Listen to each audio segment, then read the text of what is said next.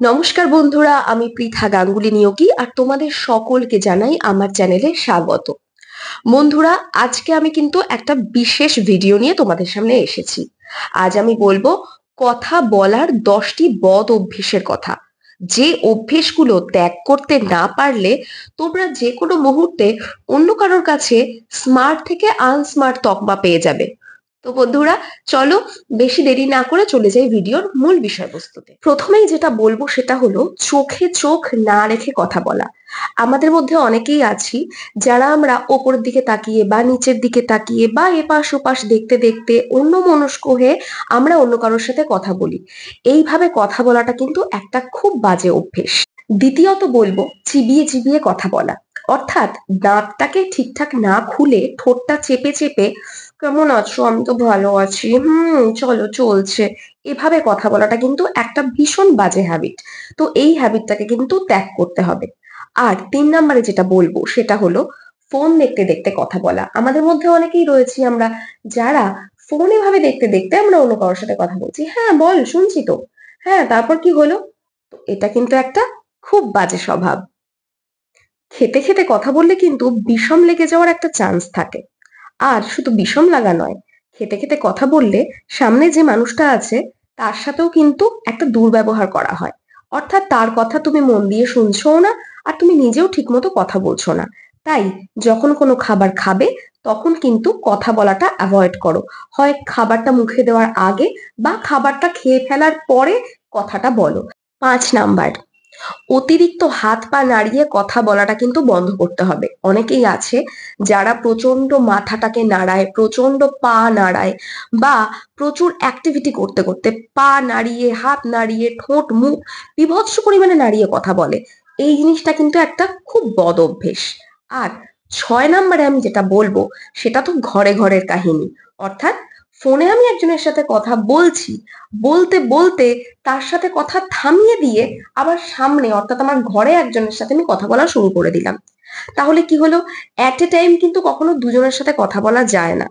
তাই যে কোনো একজনের সাথে কথা বলো, নইলে কিন্তু যার সাথে কথা বলছো তাকে প্রায়োরিটি দেওয়া হয় না। যে কোনো একজনের সাথে কথা বলো, তার সাথে কথা বলাটা শেষ হয়ে গেলে তারপর ফোনটা করে কথা বলো।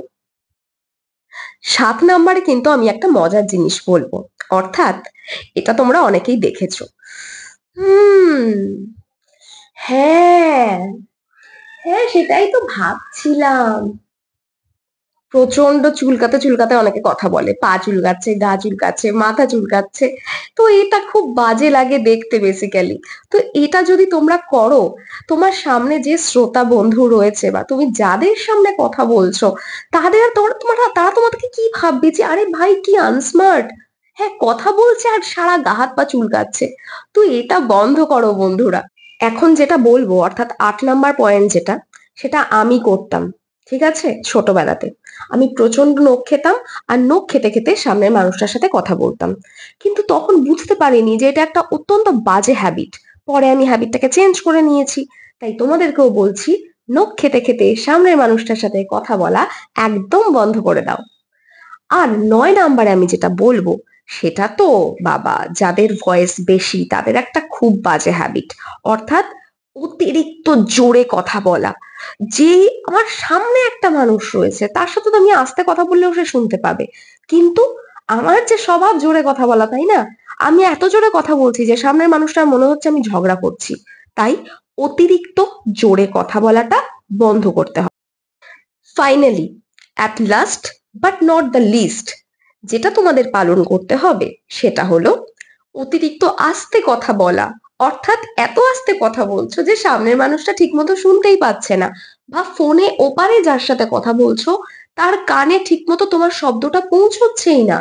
তাই আস্তে কথা বলাটা কমিয়ে একটা মডারেট ভয়েসে কথা বলতে হবে। তো বন্ধুরা, আজকের মতো ভিডিওটা কিন্তু আমি এখানেই শেষ করছি। ভিডিওটা কেমন লাগলো আমাকে কিন্তু জানাতে ভুলো না। আর এরকম ভিডিও যদি আরো পেতে চাও তাহলে কিন্তু অবশ্যই আমার চ্যানেলটাকে সাবস্ক্রাইব করতে হবে, আর নোটিফিকেশন আইকনটাতে কিন্তু একটা ক্লিক করে আমার পাশে থাকতে হবে। কমেন্ট করে জানাও কেমন লাগলো। আর আজকের মতো আসছি, দেখা হবে খুব শিগগিরই আবার পরবর্তী ভিডিওতে। ততক্ষণ সবাই ভালো থাকো, সুস্থ থাকো। বাই।